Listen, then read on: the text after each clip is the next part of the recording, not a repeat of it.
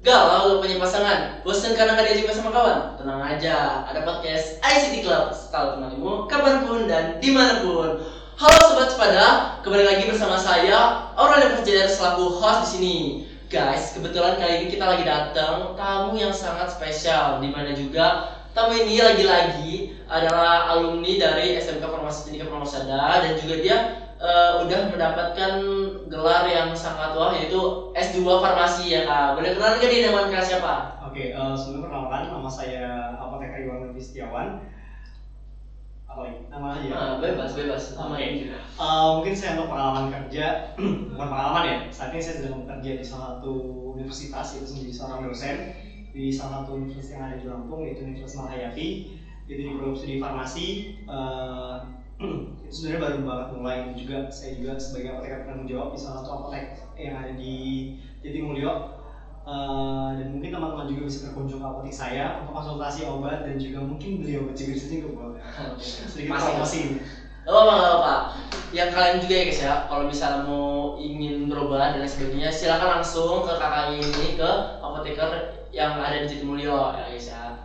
Nah Kak, karena kita kan ini kan sedang berbincang nih kebetulan ya, dan juga pasti teman-teman pengen tahu kan sih bagaimana sih latar belakang kakak, terus itu juga bisa juga dapat apa sih namanya prestasi sebanyak itu. Kalau nggak salah dengan juga kan dapat prestasi yang banyak ya, mulai dari menang lomba, juara apa gitu kalau nggak salah kan. Nah boleh dikasih tahu nggak nih Kak, kira-kira apa prestasinya? Oke, mungkin prestasi yang saya raih ya dalam beberapa tahun belakangan ini, yang pertama yang saya menjadi seorang duta kesehatan Duta Indonesia, yaitu runner-up keempat, dan juga sebagai duta anti narkoba Duta Kesehatan Indonesia, dan juga saya sebagai regional director Duta Kesehatan Provinsi Lampung. Kemudian juga prestasi lainnya mungkin di bidang pendidikan, saya prestasi di bidang PKM. Mungkin teman-teman yang udah mulai kuliah itu akan mengenal terkait PKM.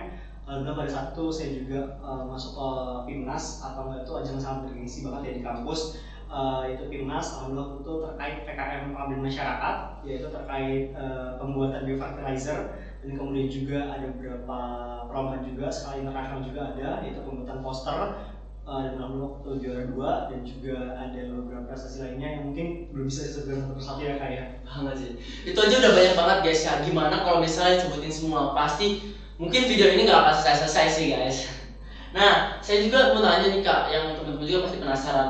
Kan kakak itu kan memilih farmasi, dan juga kakak itu sebagai salah satu purnawirawan SMK Cendika Purwamasada. Kira-kira boleh cerita nggak sih bagaimana pas waktu sekolah itu, dan juga kesan-kesan kakak pas bersekolah di SMK Cendika Purwamasada ini dan di farmasi itu?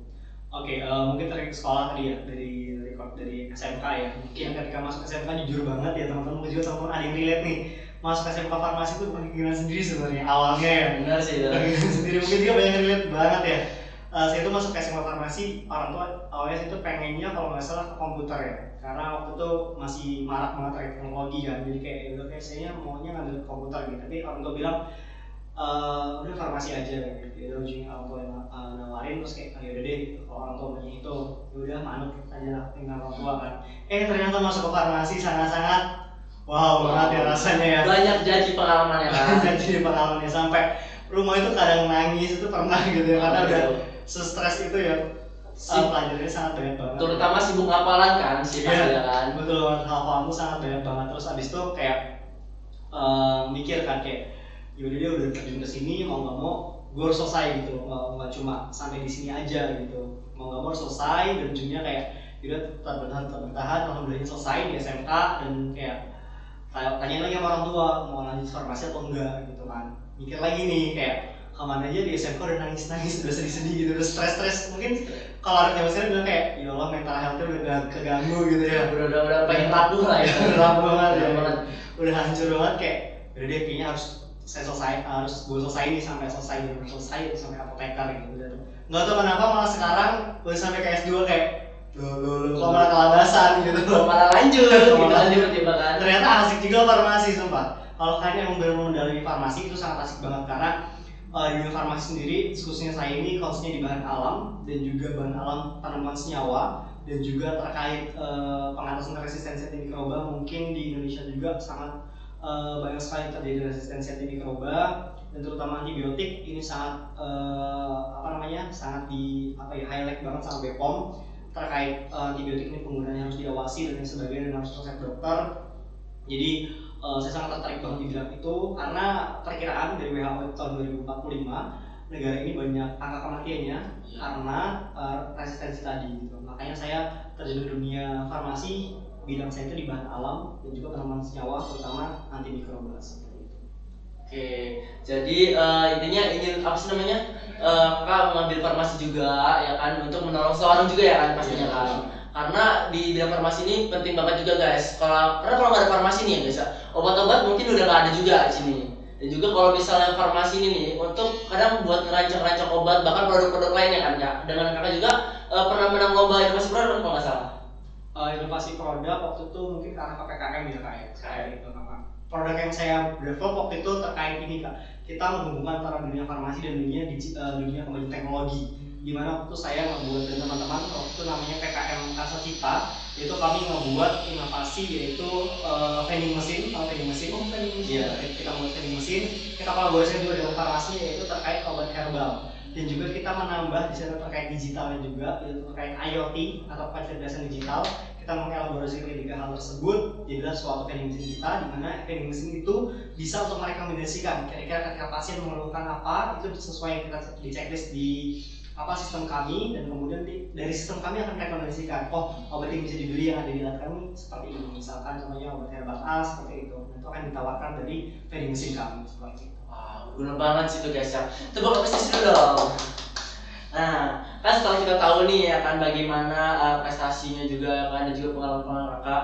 Nah, saya pengen tahu pengalaman yang lebih dalam nih, terkhusus yang bagian kuliah atau bagian farmasi yang lebih detail-detail lagi kayak perjuangan kakak itu bagaimana ya kan. Kira-kira boleh dikasih tahu nggak bagian tantangannya atau lain sebagainya mungkin?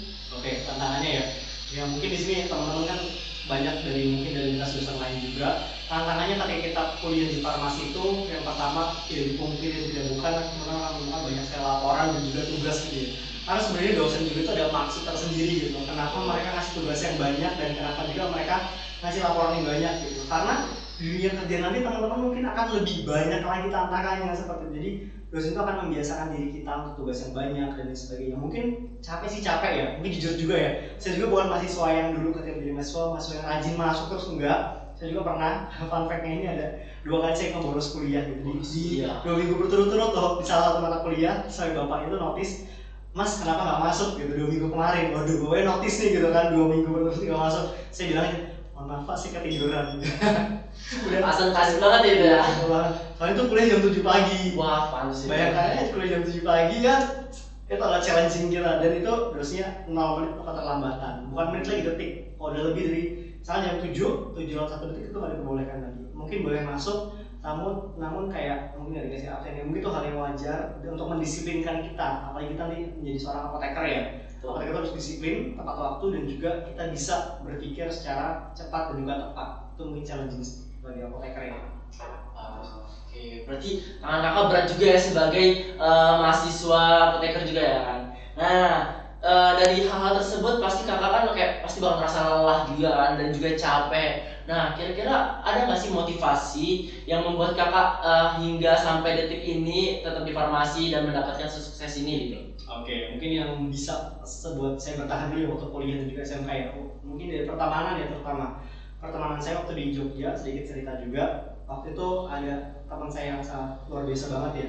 Dia itu ya karena kita sama-sama farmasi, jadi dia tahu apa struggle ketika kita kuliah. Itu ada momen dimana kita lagi stres banget kuliah, capek banget, terus tiba-tiba nyelotok dari sisi sendiri bilang, mau kemana nih gitu. Terus dia bilang, yuk ke DJ ini. Tanpa pikir panjang lebar lagi, ya udah ayo gitu. Saya baru mengayokan nih, tiba-tiba teman saya itu udah sewa mobil, terus langsung bilang, ini mobil udah disewa, nanti habis maghrib berangkat ya. Hah? Berangkat habis maghrib ke Dieng? Yaudah ayo, ujungnya kita ke Dieng cuma ngapain? Cuma ke satu tujuan, habis itu langsung balik lagi. Udah, kayak ya udah yang penting kita healing, kita udah healing, kita stres udah hilang tadi ya. Anak-anak zaman sekarang mungkin kayak ngerasa, lo kok burnout banget. Silakan teman-teman mengeksplor gitu loh. Jangan terlalu di hal yang sama terus, coba cari hal yang baru untuk membuat diri teman-teman tuh mungkin berkembang, ataupun teman-teman refresh dari penatnya pikiran seperti itu. Berarti refreshing ini lo butuh cuma sebentar doang, tapi bikin apa sih? Yang penting bikin mood bahagia lagi gitu ya? Iya betul. Tadi yang mood bahagia tadi selain refreshing tadi harus punya teman yang solid dan juga saling support lah itu intinya. Dan buat teman-teman juga ya, kalau cari teman-teman harus pilih-pilih juga nih guys. Karena kalau misalnya teman-teman kalian juga yang bikin buat mood kalian juga males untuk belajar itu lebih baik bukan dipusuin ya guys ya, tapi untuk agak diperjarak saja dan cari teman-teman yang lebih dekat, yang lebih baik dan positif gitu guys. Oke. Nah, tinggal terakhir nih Kak. Gimana sih pesan-pesan buat teman-teman penonton untuk jenjang selanjutnya mungkin atau bagaimana terkait informasi untuk pesan-pesannya? Oke, pesan-pesannya ya. Mungkin di sini ya ini kan di secara umum ya. Untuk teman-teman yang masih kuliah atau masih sekolah ya menurut saya semangat aja gitu. Apapun yang teman-teman terima saat ini ataupun dosen ataupun guru ajarkan, ya teman-teman ya coba terima secara nalar secara hal yang positif gitu. Jangan ngerasa kayak kok dosen ini ngasihnya banyak banget tugasnya, oh kok guru ini ngasih banyak banget tugasnya gitu, jangan. Tapi teman-teman coba introspeksi diri, apakah teman-teman nanti ke depannya soalnya guru ataupun dosen ketika memberikan tugas yang banyak itu karena kita juga membentuk mahasiswa ataupun siswa itu biar nanti di dunia kerja ataupun di lapangan ataupun di luar sana itu kita bisa bersaing dengan orang lain gitu loh. Jadi ada tujuan dan maksud tersendiri gitu. Juga mungkin untuk teman-teman yang sudah menjadi praktisi ataupun menjadi sudah menjadi orang yang mungkin di dunia kerja, semangat terus untuk kerjanya juga. Ya tadi ya ketika lelah mungkin bisa istirahat, dan kalau perlu healing aja gitu. Bisa hubungi saya atau kalau mau ngajak jalan-jalan, saya senang. Oke, kalau mau WKK ini langsung aja ya guys, ya chat mungkin nomornya nanti akan ditaruh di bawah sini atau mungkin taruh di bio. Oke guys. Nah, mungkin untuk segitu aja guys ya untuk perbincangan kali ini dengan Kak Iwan. Nah, mungkin kalau misalnya teman-teman masih kepo nih dengan video-video selanjutnya dan juga siapa aja sih narasumber selanjutnya, pantengin terus podcast ICT Club. Salam Malimut kapanpun dan dimanapun. See you guys.